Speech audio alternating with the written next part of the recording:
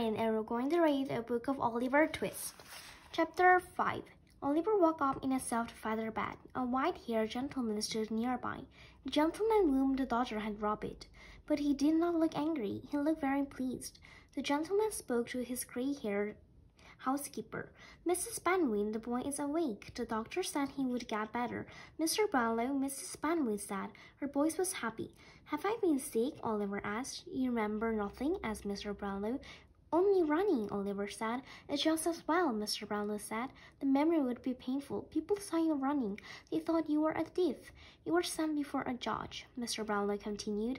"The mint judge in London, Judge Fang himself. He was ready to send you to prison." Mr. Brownlow smiled, but the bookseller came in the nick of time. He said it was another boy who stole my handkerchief. "Fang had to let you go. You look as angry as a dog robbed of a bone." "A dog has more human kindness than him," Mrs. Banwin declared.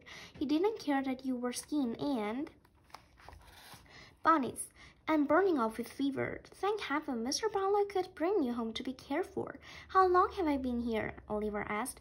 10 days, said Mr. Brownlow. "Have I been sleeping all the time?" asked Oliver. "Sleeping and almost worse," said Mr. Brownlow. "But you're better, and you will get better still.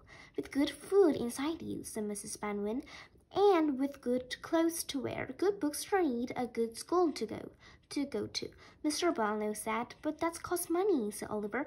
"I have none, just as I have no place to live, or father or mother, or even a real name, just Oliver Twist." "I have more than enough money," Mr. Brownlow said, "and I have more than enough room for you in this house. I live here alone." "Alone?" said Oliver. "But what about her?" He pointed to a picture hanging on the wall. "A picture of a beautiful young woman." "The picture was given to me by an old friend," said Mr. Brownlow. A shadow crossed his face. "I never knew the woman." "It's odd," said Oliver. "I feel as if I knew her. I feel as if she's trying to speak to me. Yet I can't make out a word." "You're still weak from fever," said Mrs. Banwin. She put a cool hand on his forehead. Her kind eyes studied his face. "Strange, you look like a bit like her." Mr. Brownlow looked carefully at him too, and from another angle you look like— He shook his head. "It does not matter. It is a small world," said Mr. Brownlow. "We are all relating in a way. It is enough that you are you, and I will be like a father to you." Oliver spent the next weeks in a new world, a world of love and kindness. He began to forget faggots and of thieves. Mr. Brownlow, good friend, Mr. Grimwig did not forget. "That boy came from the underworld," Grimwig said, "and he'll go back to it." "Never," said Mr. Brownlow. "Then why does he not say whom he lived with?" Grimwig demanded. "He doesn't want to get that person in trouble," Mr. Brownlow said. "That person houses and feeds the boy." "You believe that?" Grimwig said. "You must believe in Father Christmas too. Why not test the boy?" Just then Mrs. Banwin brought in some books.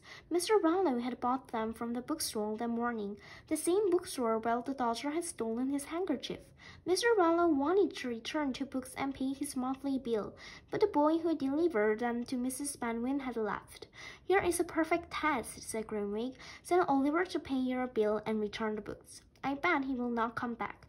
"And if you're wrong," said Mr. Brownlow, smiling.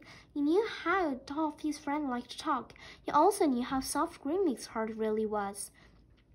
"Why, I will eat my own hat," Grimwig declared. Mr. Brownlow chuckled. Oliver was very happy to be of use. Mr. Brownlow gave him the money and the books. Off he rushed to the bookstore, and the two men waited for him to return. They waited and waited. Hours passed, darkness came, and gloom fell on the two old friends. Suddenly, they wondered what had become of Oliver. Thank you.